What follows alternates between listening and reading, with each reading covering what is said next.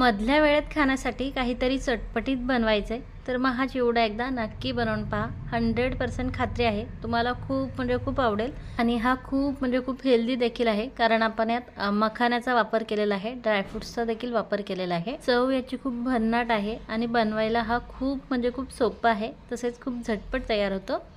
Hi friends, नमस्कार. मी अमृता, कणे cooking with अमृतामध्ये तुम्हा सर्वांचं खूप स्वागत. आज आपण मधल्या वेळेत खाण्यासाठी खूप चटपटीत असा चिवडा बनवणार आहोत. हा चिवडा खूप सोपा आहे बनवायला आणि चव भन्नाट आहे, त्यामुळे तुम्ही एकदा ट्राय करा, खूप आवडेल तुम्हाला.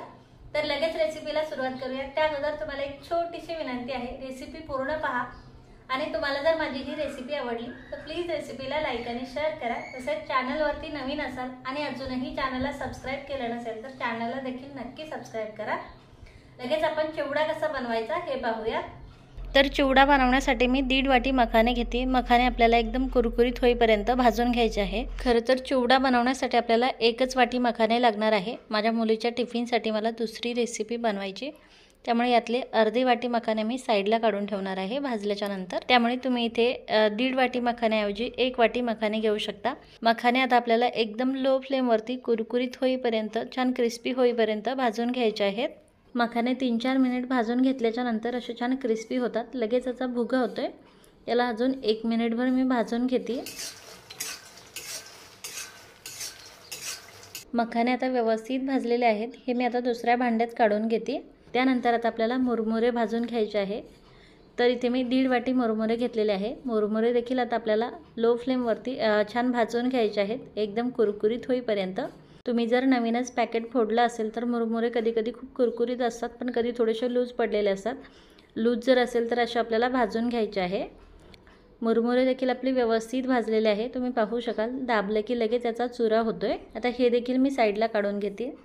आता लगेच आपण पोहे भाजून घेऊयात. तर अर्धी वाटी पोहे घेतलेले आहे मी. पोहे देखील आपल्याला लो फ्लेमवरती छान कुरकुरीत होईपर्यंत भाजून घ्यायचे आहेत. पोहे भाजल्याच्या नंतर असे छान फुलतात आणि छान कुरकुरीत देखील होतात. याचा देखील चुरले की लगेच चुरं होते. आपले हे पोहे देखील मी आता साईडला काढून घेते. लगेच आपल्याला कढईत थोडंसं तेल घालायचं आहे. यात आता आपल्याला शेंगदाणे तळून घ्यायचे आहेत. तर इथे मी छोट्या वाटीने अर्धी वाटी शेंगदाणे घेतलेले आहे. शेंगदाणे आपल्याला खमंग खरपूस होईपर्यंत तळून घ्यायचे आहेत. आता इथून पुढे आपण जे प्रमाण वापरणार आहे, यातलं जे प्रमाण तुम्हाला जास्त आवडते, म्हणजे शेंगदाणे जर जास्त आवडत असेल तर जास्त घेऊ शकता, कमी आवडत असेल तर कमी देखील घेऊ शकता. असं प्रमाण तुम्ही तुमच्या आवडीनुसार घेऊ शकता. शेंगदाणे व्यवस्थित तळलेले आहे, ते काढून देखील घेतलेले आहे मी. आपल्याला आता खोबरं देखील तळून घ्यायचं आहे. खोबऱ्याचे असे पातळ काप करून घेतलेले आहेत मी. तसेच हे अर्धी वाटी खोबरं घेतलेलं आहे. तुम्हाला खोबरं आवडत असेल तर जास्त घाला, नसेल आवडत तर कमी घातलं तरी चालेल. खोबरं असं जास्त जाळायचं नाही आपल्याला. याला हलकासा गोल्डन कलर आला की लगेच काढून घ्यायचा आहे, कारण काढल्याच्या नंतर देखील याची कुकिंग प्रोसेस चालूच असते. त्यामुळे याला मग जास्त डार्क कलर येऊ नये यासाठी खोबरं आपल्याला ऑरेंज कलरचं होईस्तोवर तळलं की लगेच काढून घ्यायचं आहे. ड्रायफ्रूट्स देखील असे तळून घ्यायचे आहे. काजू आणि बदाम घेतलेले आहेत मी, आणि याला देखील हलकासा गोल्डन कलर आलेला आहे, तर हे देखील मी काढून घेतलेलं आहे. आता आपल्याला डाळवं तळून घ्यायचं आहे. डाळवं तुमच्याकडे असेल तर घाला, नसेल तर पूर्णपणे ऑप्शनल आहे, कारण दिवाळी व्यतिरिक्त डाळवं आपण इतर म्हणजे जास्त आणत नाही, त्यामुळे नसलं तर काही हरकत नाही.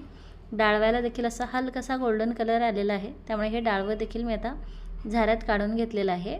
यातलं सर्व तेल आपल्याला निथळवून घ्यायचं आहे. आणि त्यानंतर आता आपल्याला थोडेसे मनुके देखील तळून घ्यायचे आहे.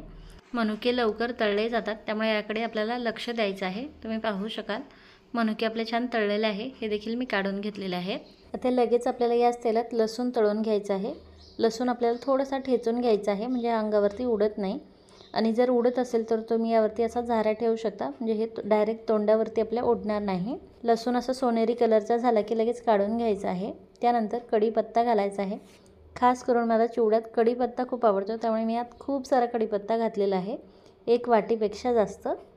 कढीपत्ता देखील असा खुळखुळ आवाज येईपर्यंत तळला गेला की कढीपत्ता देखील आपल्याला काढून घ्यायचा आहे. यातलं सर्व तेल निथळून घ्यायचं आहे.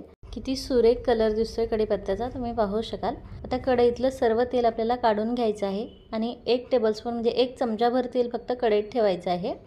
त्यात आपल्याला 2 हिरव्या मिरच्या अशा कट करून घालायच्या आहे. हिरव्या मिरचीऐवजी तुम्ही लाल तिखट देखील घालू शकता. हिरवी मिरची व्यवस्थित तळली गेली की अर्धा चमचा हळद घालायची आहे आणि कलरसाठी मी अर्धा चमचा काश्मीरी लाल मिरची पावडर घातले. हे व्यवस्थित तळलं गेलं की लगेच गॅस बंद करायचा आहे आणि आपण जे बाकीचं साहित्य भाजून आणि तळून घेतलेलं आहे ते सर्व कढईत घालायचं आहे. त्यात आपल्याला आता चवीनुसार मीठ घालायचं आहे. अर्धा चमचा मीठ घातलेलं आहे मी. अर्धा चमचा साखर घालते आणि 1/4 चमचा आमचूर पावडर घालते. त्यामुळे आपला छान गोड तिखट आणि चटपटीत चिवडा तयार होईल. आता हे सर्व साहित्य आपल्याला व्यवस्थित मिक्स करून घ्यायचं आहे. तिखट, हळद आणि मीठ या चिवड्याला व्यवस्थित लावून घ्यायचं आहे. चमच्याने किंवा झाऱ्याने मिक्स करायला हे प्रॉब्लेम होत असेल तर तुम्ही हे हाताने देखील चोळून घेऊ शकता. हाताने चोळून घेतल्यामुळे मुरमुऱ्याला तिखट मीठ खूप लवकर लागतं आणि कलरही छान येतो. तुम्ही तसं देखील करू शकता किंवा असं झाऱ्याने देखील मिक्स करून घेऊ शकता. चिवड्याला किती सुरेख कलर आला आहे तुम्ही पाहू शकाल. आणि हा खूप छान कुरकुरीत देखील झालेला आहे.